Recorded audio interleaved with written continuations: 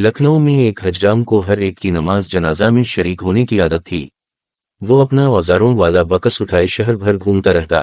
کسی نے بالوں کی کٹنگ کرائی، کسی نے داڑھی کا خط بنوایا۔ جہاں کہیں حجام کو معلوم ہوتا کہ کسی کی نماز جنازہ ہونے والی ہے، وہ اپنا بکس کسی دکان پر رکھواتا اور اس کے جنازے میں شرکت کے لیے پہنچ جاتا۔ کبھی ایسا بھی ہوتا کہ اسے کئی میل پیدل چل کر شہر کے کسی کونے میں نماز جنازہ پڑھنے جانا پڑتا۔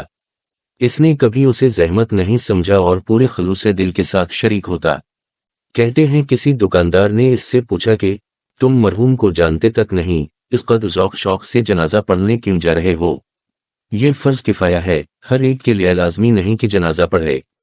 حجام کا جواب تھا، میں اس لیے شریک ہوتا ہوں کہ کیا خبر رب تعالیٰ میرے جنازہ میں بھی برکت عطا کریں اور ایسے لوگ شریک ہو جائیں جن کی دعاؤں سے میری مغفرت ہو جائے۔ کچھ عرصے بعد لکھنؤ کے سب سے ممتاز اور قابل احترام عالم دین مولانا فرنگی محلی انتقال کر گئے۔ ان کے جنازے میں بہت بڑی تعداد میں لوگ شریک ہوئے۔ شہر کا سب سے بڑا جنازہ تھا۔ مولانا کا جنازہ پڑھایا گیا تو اس کے فوراً بعد اعلان ہوا، حضرات جائے نہیں، ایک اور جنازہ آ گیا ہے، اس کی نماز ہونے لگی ہے۔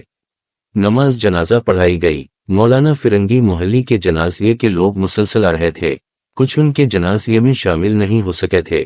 بھاگم بھاگ وہ اس دوسری نماز جنازہ میں شریک ہو گئے۔ بعد میں معلوم ہوا کہ یہ اسی حجام کی نماز جنازہ تھی۔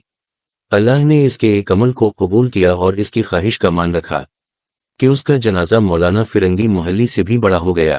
خیر کا کام کرنے کے لیے ضروری نہیں ہے کہ کوئی لمبا چوڑا اہتمام کیا جائے۔ چھوٹے چھوٹے کاموں سے نیکی اور خیر آگے منتقل ہو سکتی ہے۔